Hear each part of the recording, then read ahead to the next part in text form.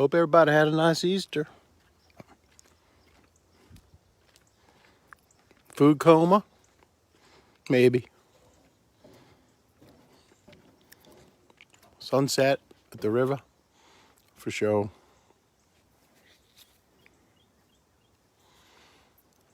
Sure is party out here. What are you contemplating? I contemplate family, Easter with the fam. It was good. Virtual church, 2 churches, 3 churches. This morning, it was good. Friends that have come and gone and friends that are still here. And they were good. Why is it that we suffer through friendships and we have joy-filled friendships? Why is that? I know I'm not the only one. SS Minnow? I don't know. I don't think so. Well, sunset at the river.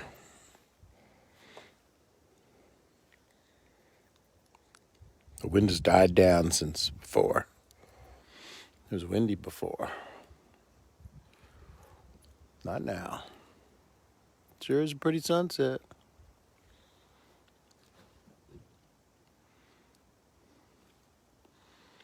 Sandy Island.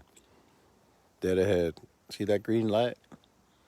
Takes you to Sandy Island, way at the end of that, where that green light is. What have you been contemplating at the end of Easter? Just make sure you're engaged. You're not on the sidelines, or you're just not participating in life. Because there's so many addictions. Let's list them, shall we? Addictions can and do suck our time. I'm a self-admitted, recovering, wait for it, everybody wants to know, Bruce Coastal, what are you addicted to? Well, if you ask my wife, it'd be television. And it's true. I mean, DVR, are you kidding me? Come on. But it's not true. It's not. But I used to be addicted to TV. There was a time in my life, I'd say from 2013, 14, 15, I was probably watching 4 to 6 hours a day, and it was all DVR, zipping through commercials, thinking I'm actually being productive. But no, I'm actually addicted. So I have that propensity. I do have. I mean, it's true. I have the addictive personality. What are some of the other addictions in people's lives? Well, let's just put it on out there. Alcohol, drugs, sex. Sex addiction is real. People are addicted to sex because they're looking to all these addictions are to mask the root cause of something. Most likely of growing up, from mothers and fathers. My father is so smart. This one's not his, but it's a transactional analysis rule. We are all victims of other victims sleepwalking through life. Let that sink in, boy. Let that drop. Think about your own self. We are all victims of other victims sleepwalking through life. And it's mostly from fathers. I mean, mothers are good. It's fathers that are evil. I mean, we're all evil. Adam and Eve. No, it was the girl. She made me eat the apple. And the girl said, no, it was a serpent you put here. You told me nothing would happen. So I ate the apple. Yeah, that's called excuse making. Not dealing with the real issue. Anyway, I'm just trying to show you that we're all sinners because of Adam and Eve. Thank God Jesus, He is risen. He is risen indeed. Thank God Jesus came along and saved us all. And it's much more than that.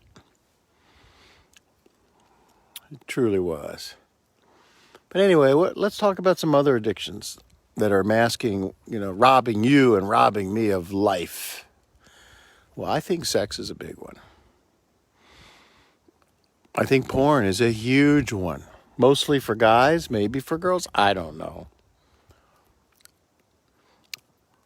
I'm not doing the holier than thou thing. Sure, I've seen porn on my computer, but I'm not addicted.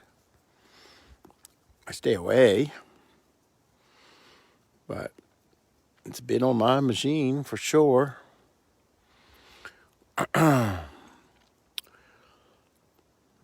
Food, yeah, that's probably close to home for me. I'm 30 to 40 pounds overweight. There's some people that are not addicted to food, which is a great thing. I mean, that must be so liberating to be not addicted to food, to not eat much. That's huge. Love that. Alcohol, I feel sorry for people addicted to alcohol because that is just destructive. And again, this is not a judge thee not. This is just we're just talking about Easter. And he is risen, and he is risen indeed. And some of the things that rob us of life and addictions. Drugs. Yep. Painkillers. Oxycodone. People overdose and die because they get bad shit. Pardon me. Some people are actually addicted to their depression and become suicidal, but you can be addicted to that because even though it's painful, at least it's something. Listen, fathers are the root cause, I think, of most of all of this. Sex addiction? Are you kidding me? That is definitely a father problem. Daughters. Fathers, John Mayer said it great. Fathers, love your daughters. Because if you don't love them, they're going to be seeking love when they're old enough. From anybody.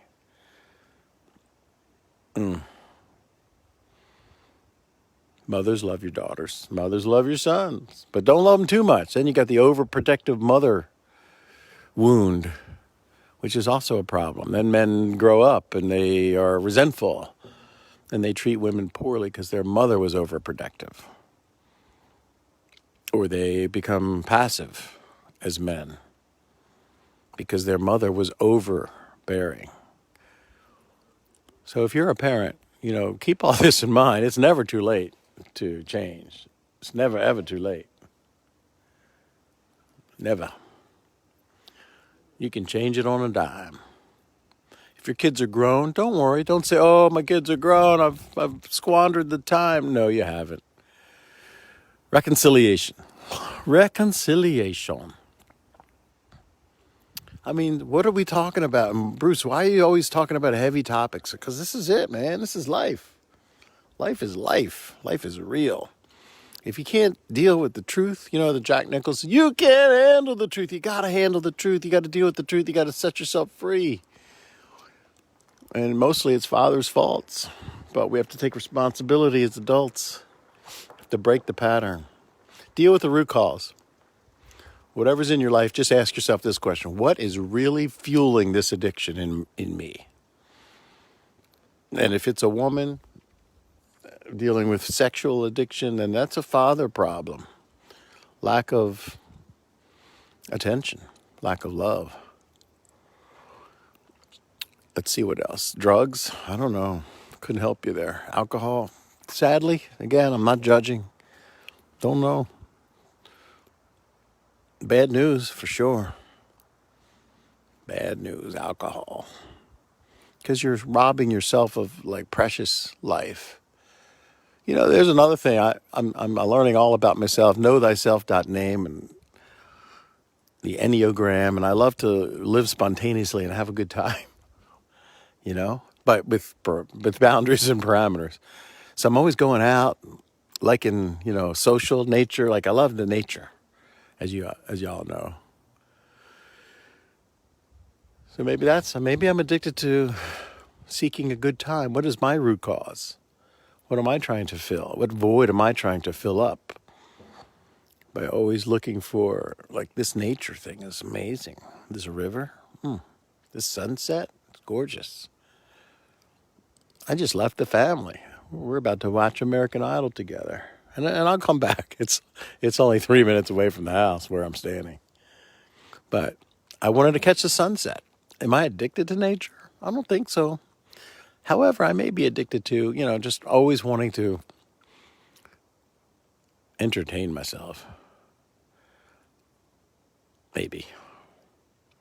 I know that socially I'm awkward, but I enjoy people. I'm energized by people, but I don't really have a lot of people skills. I think I do, but I've learned them by rote, WROTE. Like I've had other people, I've noticed that things come naturally, and I just have to learn just by being around people. Exercise that muscle memory, people memory. Well, anyway, how about you? Have you been contemplating the tail end of this Easter day in your life? That's all that this video is about. I'm just thinking out loud. Thanking God for his son who died on the cross to atone for my sins and my father's sins. It made me part of who I am. And I'm thankful and grateful that I am reconciled to God because of Jesus died on the cross for me and for you, if you believe that he did.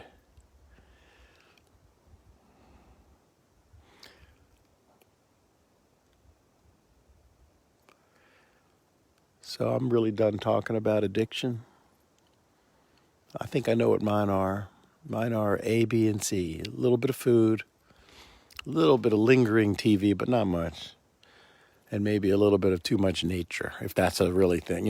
Looking for social engagement or too much nature or always doing, being out in the world.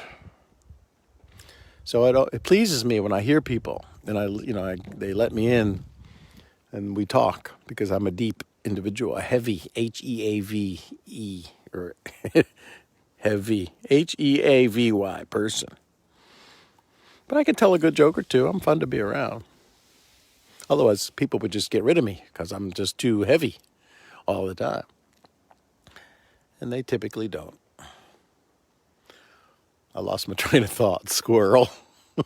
I was headed down somewhere, but it's gone now. It's all good. It's a beautiful sunset. I love this river. So I'm very impressed when I meet people who open up and they say, well, I'm not addicted to food. Great. Don't watch too much television. Awesome. But we're all addicted to something.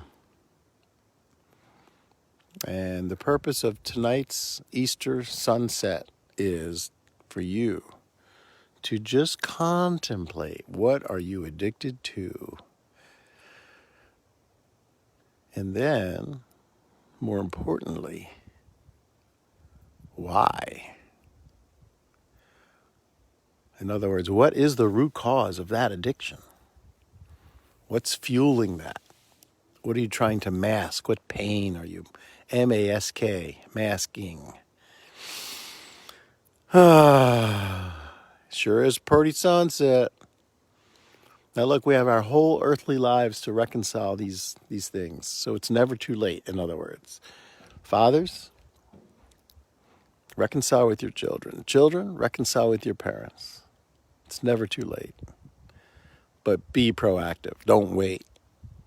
Forgiveness, I've done a, well, here, I'll just tell you. AssumeTheZoom.com/forgive. Wait, what did he just go? Where did it? So I have a bunch of websites that are free to pass along the knowledge. AssumeTheZoom.com/forgive. So forgive. And if you want some lessons, go there.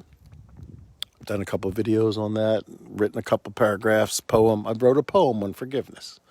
It's right there. Because one day your mother or your father is going to die. My parents have died. And thank goodness I have no unfinished business with either one. And that's mostly because my father taught me as he was passing away, dying. He just kept saying, Bruce, let go. If there's any unfinished business that you have with me, now's the time to talk about it with me. It's okay. Look, I'm dying and I'm going to go to heaven. You're going to be left here for the rest of your life. He died when I was 33. You're going to be left here for the rest of your life. So you have to get it out of your body and speak it out loud to me before I die. Now, he didn't say it verbatim like that, but basically that's what he was saying. For those of you who are dealing with parents who are in the throes of Alzheimer's, you can still, don't worry about them. You can still talk to them even though they behave like a child or have a mind like a child or don't even know your voice or your face. It just doesn't matter. They're alive. They're conscious. Speak. Tell them the piece of unfinished business that you have with them. It'll free you for the rest of your life, which means you'll be a better parent. It means you'll be a better human being. So I'm running out of light here. Unless I go to the artificial light. Yikes. That's not too pretty. I like God's light, personally. Yeah, the pink glow on the horizon. Well, I hope you all enjoy the words I say and the tonal quality of my voice. But most important, the meaning for you. That's the most important thing here. What does this mean for you? Because I hope it's not about the Easter sunset.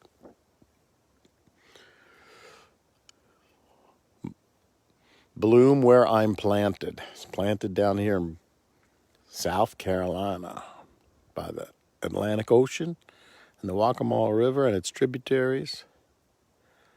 And that's why I do these things. To bloom where I'm planted. To make a contribution. That was what my father instilled in me. Bruce, whatever you do with your life, make a contribution.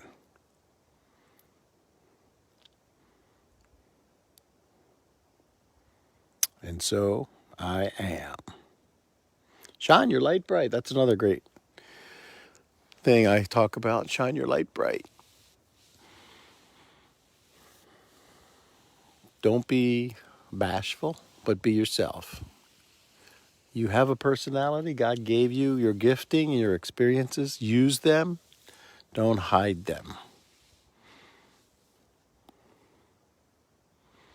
Forgive people. Forgive your friends. Forgive your ex-friends. Just forgive. It's good for you. Bitterness will eat you alive. I speak from my own experience. I really do. Just release and forgive. And I know it's a cliche, but until you actually viscerally feel it for yourself or actually giving someone else forgiveness, you don't even have to speak to them out loud. You can just forgive right here, right now, in your heart, out loud. Write it down in your journal. I journal a ton. Whoop. AssumeTheZoom.com/journal.